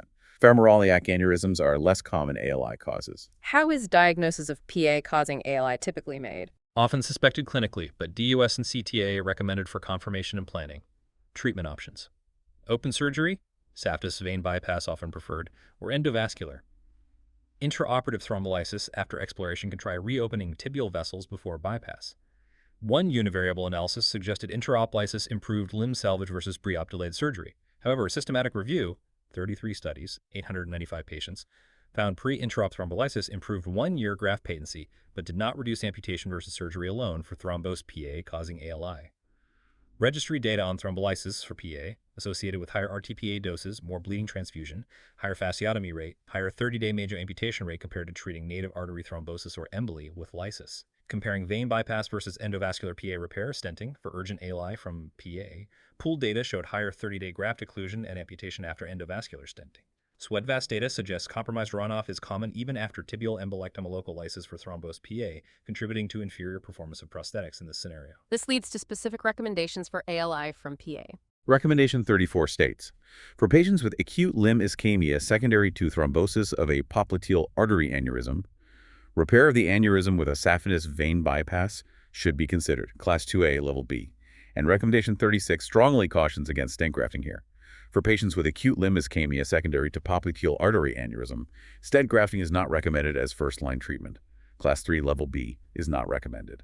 Now let's delve into another serious complication after revascularizing: compartment syndrome, CS, and reperfusion injury, IRI. Section 3.9.5 covers this critical topic. IRI is a serious complication after restoring flow to acutely ischemic tissue. What exactly happens during IRI? Tissue damage starts during ischemia but continues aggravates after reperfusion. Mechanisms involve oxygen-free radicals, neutrophil infiltration, vasodilation, capillary leakage, tissue edema, Potential IRI biomarkers mentioned, MMPs and GAL cytokines. CS is a direct consequence. Tissue swelling from IRI raises pressure in fascial compartments. High pressure reduces perfusion of damaged tissues. Untreated, extremity becomes ischemic again. Limb loss possible despite successful revascularization. Late diagnosis to treatment associated with severe morbidity, irreversible muscle necrosis, nerve damage. How frequently does CS occur after revascularization for ALI? Can occur after any revascularization, embolectomy, lysis, bypass. More common after prolonged severe ischemia. High incidence reported, up to 25%, 30%. Main complication amputation, deaths occasionally occur. How is CS typically diagnosed clinically? Diagnosis primarily clinical, but signs and symptoms have poor sensitivity, risking delayed diagnosis. Pain, usually severe but unreliable indicator. Paresthesia, paralysis, or late signs suggest irreversible damage, though see Rutherford caveats. Muscle tenderness is a more reliable early sign. Compartments may feel firm tense. Crucially, pulses may still be present despite CS. Objective measures, intracompartment pressure measurement. Different thresholds discussed within 30 mmHg of diastolic BP, absolute 30-40 mmHg. Techniques, debate about accuracy, reliability, source states reliability is low. Biomarkers again. High CK, 5,000, 10,000 IOL, indicates severe IRSES risk, potential renal failure. Rhabdomyolysis at 20,000. CK is late sign, not useful for early CS diagnosis. Myoglobinuria can cause renal failure. NLR5 associated with CS after ALI treatment in one study. Risk factors for CS ischemia duration 6 hours, young age, previous ALI history, hypotension, elevated serum CK, severe ALI, Rutherford 2B, inadequate intra-op backflow, positive fluid balance. Identifying high-risk patients helps guide prophylactic fasciotomy or close monitoring. Recommendation 37 addresses clinical examination for CS. Recommendation 37 states, for patients who have had revascularization for acute limb ischemia, clinical examination is recommended to diagnose post-reperfusion compartment syndrome. First, the lower limb. Class 1, level B. And Rec 38 for using pressure measurement. Recommendation 38 states, for patients with suspected post-ischemic compartment syndrome, measurement of intracompartment pressure should be considered. Refers to lower limb. Class 2B, level C may be considered. Source notes reliability is low. Recommendation 39 relates to monitoring kidney function. This is the surprising one. Recommendation 39 states, for patients who have had revascularization for acute limb ischemia, checking kidney function regularly because of the risk of myoglobinuria and renal insufficiency is not recommended. Refers to lower limb. Class 3, level C is not recommended. That is surprising given the known risks. It definitely goes against common practice.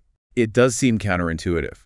But sticking strictly to the source, this specific committee's review of the evidence led to that Class 3 recommendation. It highlights a potential area for controversy or further research, but based only on this source, routine checking is not recommended. Noted. Let's move on to prevention of CS. Can it be prevented? Section 3.9.5.4 discusses prevention.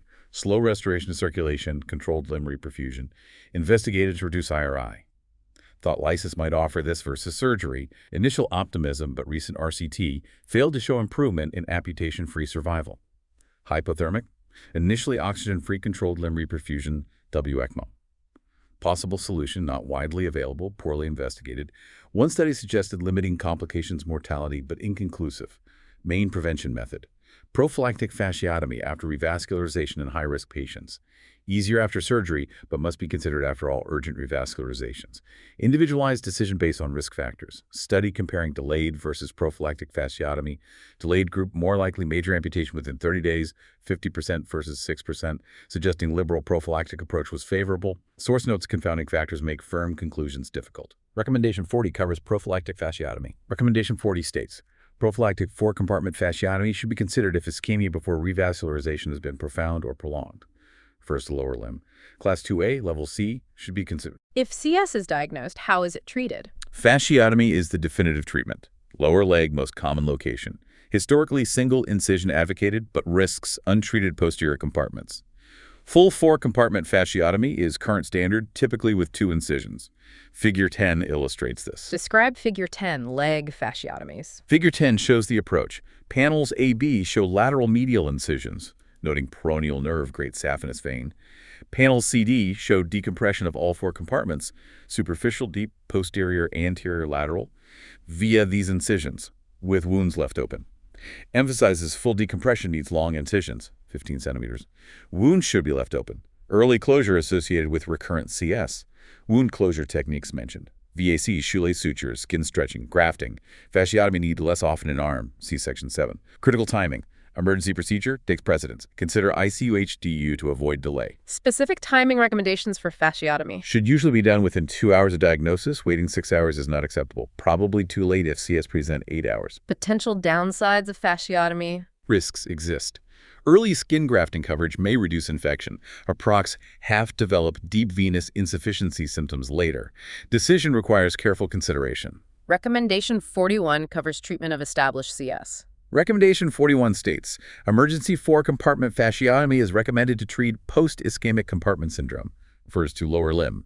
Class 1, Level B. Rec 42 emphasizes urgency. Recommendation 42 states, when post-ischemic compartment syndrome is diagnosed, fasciotomy should be considered as soon as possible and always within 2 hours. Refers to lower limb. Class 2A, Level C, consensus. And Rec 43 sets a critical limit. Recommendation 43 states, when post-ischemic compartment syndrome of the lower limb is diagnosed, delaying fasciotomy by more than 6 hours is not recommended.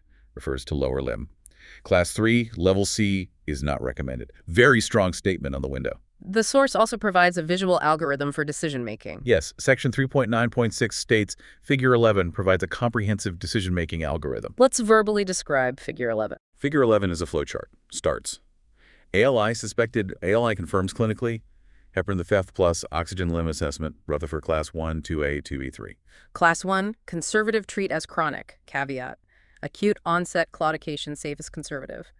Class 3, amputation, caveat, short duration motor deficit, small chance salvage, urgent revasc in very selected cases. Class 2A, 2B, referral to 24-off full vascular service, urgent imaging, CTA, DUS, MRA. From imaging considering results, selection of best treatment, endovascular, combining switching, open surgical. After treatment, completion imaging, then open hybrid and/or endovascular treatment of underlying or residual lesion. Provides a structured approach. Wow, that lays out the thought process clearly. So in this section, we've navigated challenging aspects, limited long-term outcome data, impact of etiology length, complexities of popliteal aneurysms, and crucially, reperfusion injury and compartment syndrome. We look at diagnosis, prevention, prophylactic fasciotomy, treatment, urgent 4-compartment fasciotomy, that surprising class 3 kidney monitoring recommendation, and the decision tree. That micro recap covers it well. Managing ALI extends beyond opening the artery. It involves specific anatomical challenges, anticipating managing severe consequences like IRCS, and navigating complex decisions. Focus on CS prevention prompt treatment is critical for limb salvage. Moving now to what happens after initial revascularization. Let's discuss post-treatment care and follow-up. Why is follow-up so important? Section 4 highlights compelling reasons. High rates of early late limb loss, considerable mortality even after successful initial treatment. Underlines need for structured follow-up assessing cardiovascular condition, widespread disease common, and limb functional status. Source acknowledges research difficulties. Limited patient numbers, acute character make RCTs comparing follow-up types hard, rely on registry observational studies. Notes 2017 ESVS PAD guidelines didn't specifically detail ALI follow-up, but general principles apply. Same writing committee expanded recommendations in a 2019 publication. Recommendation 44 covers post-treatment follow-up. Recommendation 44 states, after revascularization for acute limb ischemia, follow-up should be considered, including the patient's cardiovascular condition and functional status of the limb. Class 2A, Level C should be considered. Let's look specifically at follow-up after arterial embolization. Section 4.1 discusses this. Main aim, prevention of recurrent embolization, common causes AF, intracardiac thrombus. Crucial to verify embolus source. Evaluation includes ECG, check for MI, 24-hour ACG if needed, echocardiography, CTA of whole aorta if no intracardiac source found. Recommendation 45 covers verifying embolus source. Recommendation 45 states, for patients revascularized for acute limb ischemia of embolic origin, it is recommended that, whenever possible, the source of the embolus is verified. Class 1, Level C, consensus. Critical for secondary prevention. Highlights established value of anticoagulation, AC, for AF prevention. Registry studies showed post-op warfarin associated with reduced early limb loss after embolectomy. UK audit. Recurrent limb ischemia, less common with warfarin initially and at 1 year. Choice of AC warfarin, most common historically. Direct oral anticoagulants, DOACs, comparison complex, show superiority elsewhere, better safety but limited data for ALI specifically. COMPASS study included PADUN patients. Long-term heparin study showed no benefit, increased bleeding. real-world issue. Many AF patients not given AC or have suboptimal levels. Specific AF treatment covered by ESC guidelines. Recommendation 46 states, after revascularization for acute limb ischemia caused by an embolus secondary to atrial fibrillation or intracardiac thrombus, long-term anticoagulation is recommended. Class 1, Level B. How about follow-up after thrombosis or procedures occlusion? Section 4.2 covers this. ALI patients prone to repeated events. ALI often thrombosis of diseased native vessel or acute occlusion of bypass endovascular procedure. Regular follow-up may be beneficial, clinical evil, functional status. No specific studies identified addressing this for ALI with thrombotic cause. Follow-up visits, pulse exam, ABI measurements, imaging if needed. If clinical symptoms deteriorate or significant ABI drop, vascular imaging required, DUS, CE, MRA, CTA, or DSA. Recommendation 47 relates to regular clinical follow-up after thrombotic ALI. Recommendation 47 states, regular clinical follow-up after revascularization for acute limb ischemia caused by native artery thrombosis or occlusion of an artery treated by endovascular or open surgery should be considered. Class 2A, Level C, consensus. And Rec 48 addresses need for imaging if things worsen. Recommendation 48 states, for patients who have undergone revascularization for acute limb ischemia caused by native artery thrombosis or occlusion of an artery treated by endovascular or open surgery, vascular imaging is recommended if there is a significant drop in ankle brachial pressure index or if symptoms deteriorate. Class 1, Level C, consensus.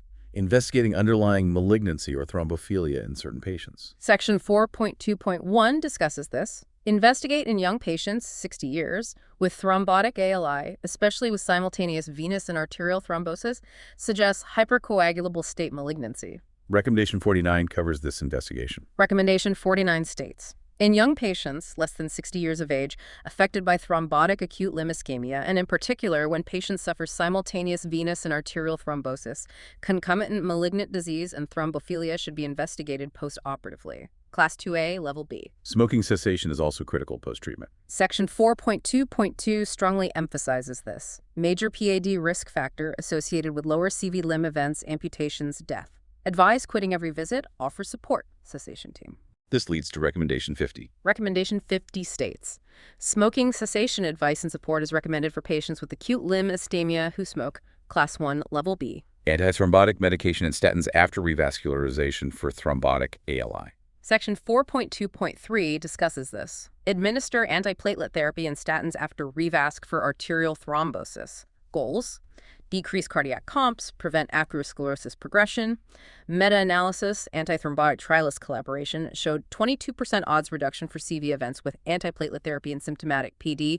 Dual antiplatelet therapy, DAPT, after ALI revasc, advocated over 20 years. Evidence contradictory. Meta-analysis on DUS surveillance versus clinical ABI for vein bypasses. No significant change in patency, amputation, mortality. Examples of follow-up timing after bypass mentioned. For example, 4 to 6 OBKs, 36 months or 12 years, though data on optimal timing lacking. Recommendation 51 covers antiplatelet therapy and statins after thrombotic ALI. Recommendation 51 states, after revascularization for acute limb ischemia caused by arterial thrombosis, antiplatelet therapy and statins are recommended. Class 1, Level B. Section 4.2.4, titled Imaging. Anything new on imaging follow-up? Content seems misplaced, covers malignant thrombophilia investigation again, from 4.2.1. Role of imaging and follow-up mainly covered under 4.2, triggered by symptom ABI change. How about follow-up after thrombosed popliteal aneurysm? Section 4.3 discusses this. Notes increased PA procedures in Sweden, detection rate. Low proportion ALI due to thrombosed PA, 3.3% Swedvask. Patients with PA have increased risk new aneurysm contralateral PA, imaging.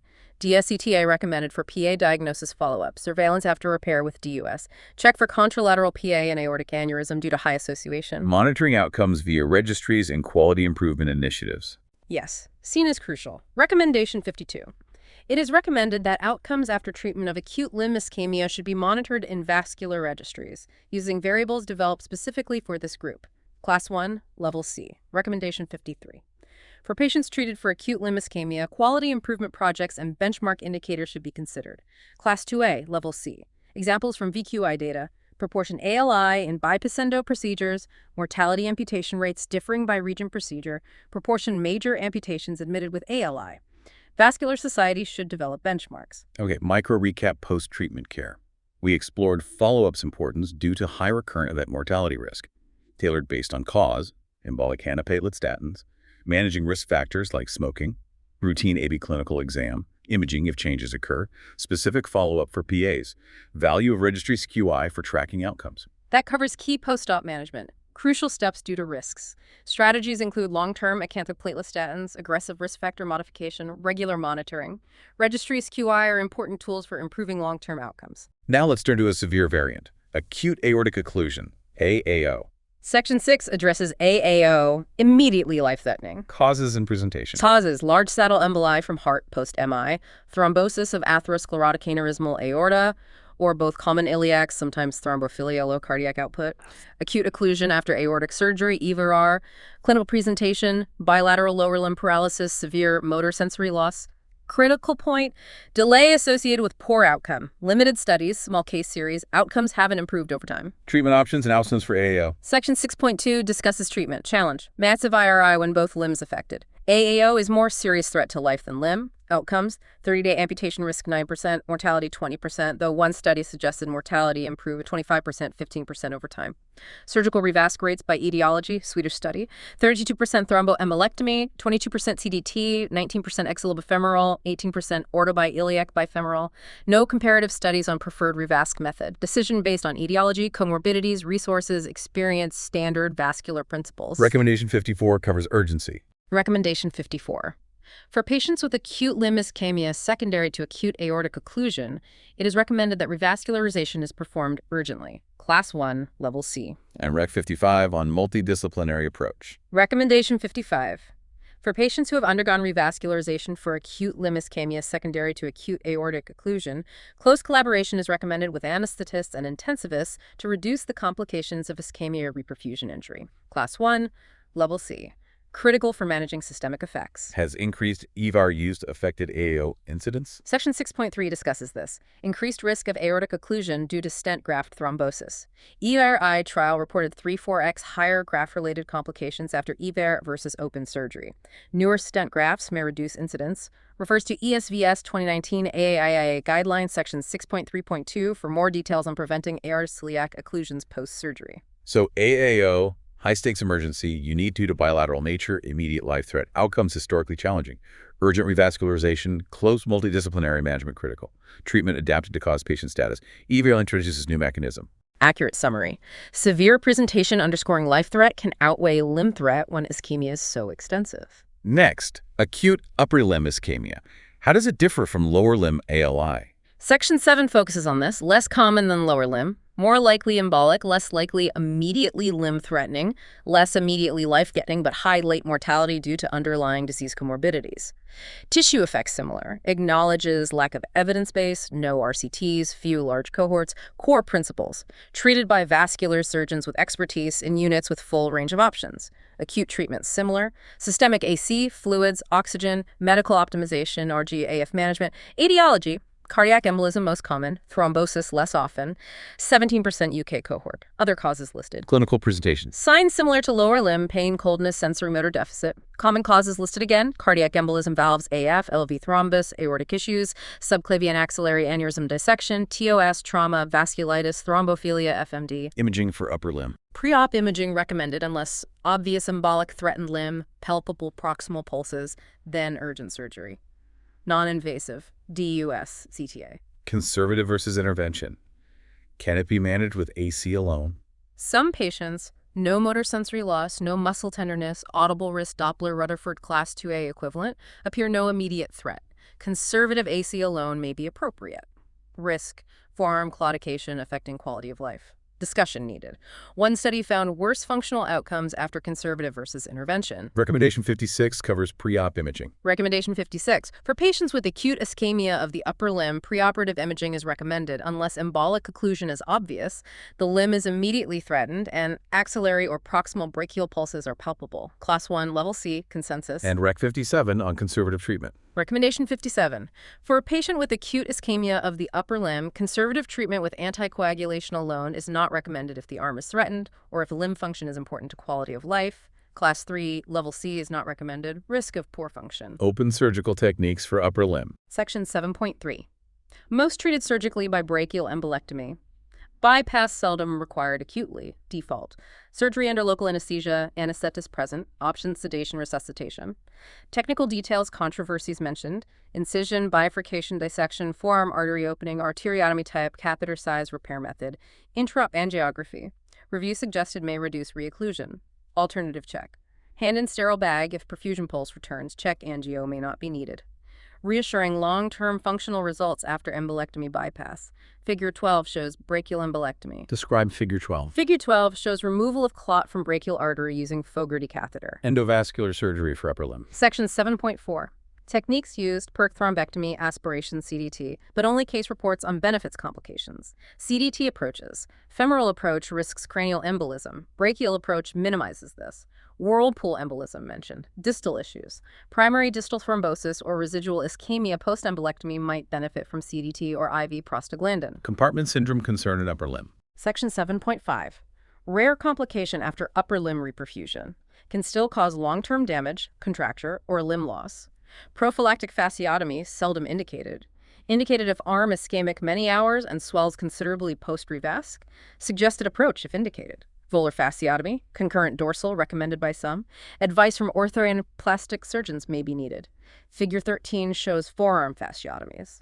Describe Figure 13. Figure 13 shows forearm fasciotomies. AB show volar dorsal incisions. C shows decompression of superficial deep posterior, anterior, lateral compartments. Summarizing upper limb ALI. Less common, often less severe initially, more often embolic. Management relies on expertise-limited data. Open embolectomy mainstay, endo used. CS, rare but possible, specific management. Accurate encapsulation. Reliance on clinical experience, limited evidence-based, define it versus lower limb. Now shifting to a distinct population, ALI in children, different landscape. Section 8. Rare but potentially catastrophic: mortality, limb loss, permanent disability. Incidence varies. Main causes in children. Majority iatrogenic. Thrombosis secondary to umbilical femoral artery catheterization, F neonates infants. Symptomatic cath thrombosis, 0.2%. Asymptomatic, much more common, 3–90%. Other causes: trauma, cardiogenic embolism, congenital heart disease, coagulation disorders, intrauterine compression. Table 11 lists frequencies. Describe Table 11. Table 11 lists causes frequencies. Iatrogenic, most common, neonates, infants. Embolism second, older children. Thrombosis less common, older children, teens. Thrombotic less common overall. Other rare causes. Diagnosing ALI in children. Section 8.2. Presentation less obvious in neonate small children, 2 years. High index of suspicion needed, est with catheter history. Reasons: limited verbalization, smaller limbs more tolerant hypoxia, potential rapid collateralization. Common presentation: cyanosis, delayed capillary refill, necrotic changes less frequent. Cohort study: infants versus older children had lower risk, upper extremity ALI, higher mortality, more often treated without intervention. DUS useful for guiding puncture, minimize thrombosis risk, and early diagnosis. Recommendation 58 covers high suspicion need. Recommendation 58. A high index of suspicion for acute limb ischemia is recommended in children, especially infants and children younger than 2 years of age, with risk factors such as arterial catheterization. Class 1, Level C, consensus. And Rec 59 on DUS diagnosis. Recommendation 59. For infants and children with acute limb ischemia, duplex ultrasound is recommended for diagnosis. Class 1, Level C. Treatment options and outcome in children. Different approach. Section 8.3. Conservative management with systemic heparinization mainstay. Expert opinion small series. AC alone, relatively safe initial strategy, allows thrombus resolution, collateral development, perfusion recovery. Small bleeding risk, 3%. Long-term issues: up to half may have claudication or limb discrepancy, impaired growth. Revascularization: up to 17% treated, older children, traumatic. Technical challenges: infants, young children, worse surgical outcomes. Infants do not have improved outcomes after surgery versus conservative. Crucial statement: no evidence suggests adult intervention concepts apply to children. Reports on lysis aspiration thrombectomy, mostly small, single-center series. Publication bias, do not support generalized first-line intervention. Endovascular appears safe, may be used selectively in most severe limb-threatening cases. Large database study, 600 children. No difference. Mortality, 4%, amputation, 2%. Hospital stay between conservative intervention. Note data limitations. Outcomes compare favorably to adults. Systematic review. Limb salvage, 88%, mortality, 7%. Case series, 25 infants, 1 error, mostly iatrogenic. Primary therapy AC, 80%. Low mortality amputation, excellent functional long-term results with AC. No RCTs comparison. First-line conservative management justified, exception older children trauma, no evidence for one intervention over another when needed. Multidisciplinary approach warranted for small children ALI, rare small vessels, plastic hand pediatric surgeons may help, school children, supracondylar fracture, common cause upper extremity ALI, majority resolve after closed reduction stabilization, pulse returns within week, exploration reserved for, additional ischemia signs, no improvement after rent, preferred surgical options, exploration W release entrapment, primary repair, patch, interposition grafts. Recommendation 60 covers considering intervention if conservative fails. Recommendation 60. For infants and children with acute limb ischemia without improvement after conservative therapy with heparin, thrombolysis, or open surgical revascularization may be considered. Class 2B, Level C. And Rec 61 specific to supracondylar fractures. Recommendation 61. In school children with a supracondylar humeral fracture and a pulseless perfused hand, watchful waiting may be considered an alternative to immediate surgical exploration. Class 2B, Level C. Micro recap ALI in children. Distinct entity, often iatrogenic. Diagnosis challenging. Management often favors conservative heparin first. High success, intervention risks. Long-term issues, limb length possible. Decisions individualized as bolder children trauma. Accurate summary. Emphasis on initial conservative iatrogenic causes, technical challenges are key differences. Finally, unresolved issues and future research.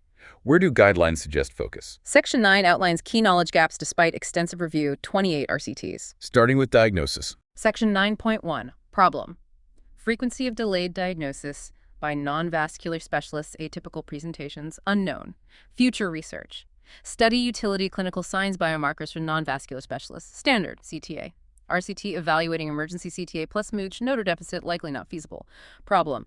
Rutherford system widely used, but clinical performance, reliability, repeatability, and prognosisability not established. Future research. Assess Rutherford utility validity. Problem.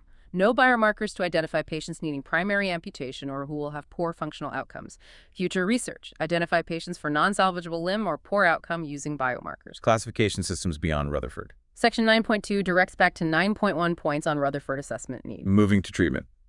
Unresolved issues. Section 9.3 adjunctive therapy. Prostacyclins. Weak evidence, robust RCTs needed. Surgery versus CDT trials, 1990s. Relevance to contemporary practice debated. Tech population changes. Ideally repeat RCTs, linked to classification improvement. Practice varies globally. Surgery, STD versus CDT primary. Additional endovascular, ultrasound, aspiration, mechanical thrombectomy. Regular use, few powered trials. Clinical cost effectiveness versus standard interventions needed. Tested techniques haven't shown superiority. Recommend enrolling patients using modern techs in trials registries. Thrombolytic drugs. Research ongoing, novel agents need trials, ALI due to PA. Unique challenge. High limb loss disability. Surgery recommended primary revasc. Endotech algorithms evolving. PA stent graft, CDT. RCT needed comparing endo-PA repair versus open surgery. Controlled limb reperfusion for IRI. Investigated initial studies suggested reduced local IRI. Recent RCT found no difference. Amputation-free survival. Hypothermic oxygen-free reperfusion. WECMO suggested limiting comps mortality. Inconclusive. Prospective RCTs needed. Complications after treatment. Bleeding. CS. Section 9.4. Key comps. Bleeding, CS, paracatheter thrombosis, systemic comps. Efforts to reduce bleeding. Peri-op antiplatelet anticoagulant use. Debated. Desmopressin trials needed. CS. Significant morbidity. Prevent with preemptive fasciotomy, high risk, or diagnose, manage promptly. Identify high-risk CS patients. Valuable but diagnostic techniques, pressure measurement, low reliability. Predictive value biomarkers needs evaluation. Fasciotomy wound closure techniques need comparison. Recommendation 62. Methods to identify patients at high risk of post-ischemic compartment syndrome should be considered. Refers to lower limb. Class 2A, Level C, consensus. Paracatheter thrombosis prevention, UFH during CDT standard. Flushing frequency type debate, investigation needed. Systemic comps, renal failure, death. Stubbornly high rate, strategies needed. Optimal care level, interdisciplinary consensus. QI programs could help. Outcome measurement reporting standard. Section 9.5. Future research enhanced by standard reporting, outcomes relevant to patients' SHCP's commissioners. High mortality comps. Reporting standard guidelines in PD-focused chronic, no core outcome set for ALI. Need for core outcome set for ALI. Develop using consensus methodology. Impact on patients. QL tools. Generic vascular QL tools exist. None specific for ALI, clear gap. Optimizing long-term medical therapy. Section 9.6. Patients' increased risk, recurrent ischemic events. Standard. Anticoagulant, managed cause. AF. Best long-term antithrombotic strategy, unknown. Complexity balancing bleeding ischemic risks. Future research, optimal antithrombotic antiplatelet strategy, drug dose duration, role registry data for real-world evidence. Biomarkers predicting future events. Decision-making algorithm complexity. How to improve. Need for new intervention audits in routine data. Precise characterization and ischemia degree could define max time to treatment. QI projects beneficial elsewhere in PA. Design similar for ALI outcomes. Final summary of unresolved issues. Final paragraph 9 reiterates, despite 28 RCTs, much unknown, highlights areas like optimal imaging, diagnostic algorithms, role novel therapies, best methods preventing treating complications, long-term outcomes. Strong concluding statement on need for research. We've just reviewed the extensive landscape of unresolved questions and areas ripe for future research in ALI. From refining diagnostic tools and classification systems to rigorously evaluating novel therapies and improving complication management, it's clear that despite progress, significant work remains to optimize outcomes for these complex patients. It highlights that while expert guidelines provide a framework, ALI management is continually evolving. Significant gaps remain. Optimal diagnosis, comparative effectiveness of newer tech, prevention management of CS, defining long-term outcomes, refining antithrombotic strategies. Future research, standardized reporting, QI initiatives are essential to address these gaps and improve care. Acute limb ischemia management is undeniably complex, demanding urgent, individualized care by specialists. As we've seen, it's guided by clinical assessment, Rutherford, supported by appropriate imaging. We've explored the spectrum of treatments, open and endovascular, and the challenges in balancing risks and benefits. This deep dive was designed as an unabridged exploration of this comprehensive source. Our aim was to give you, the specialist clinician, a detailed understanding of every detail, fact, recommendation, and piece of evidence, allowing you to dissect it alongside us. And finally, a thought to ponder. Building on unresolved issues, particularly the persistent high mortality amputation rates. Are our current assessment tools, including Rutherford, adequately capturing the true severity of disease or frailty? And how might better understanding and classification impact treatment decisions and prognostication for our most vulnerable patients? That question about frailty and comprehensive severity assessment beyond just ischemia grade is indeed a vital one clinicians face daily. Type continue for further detail.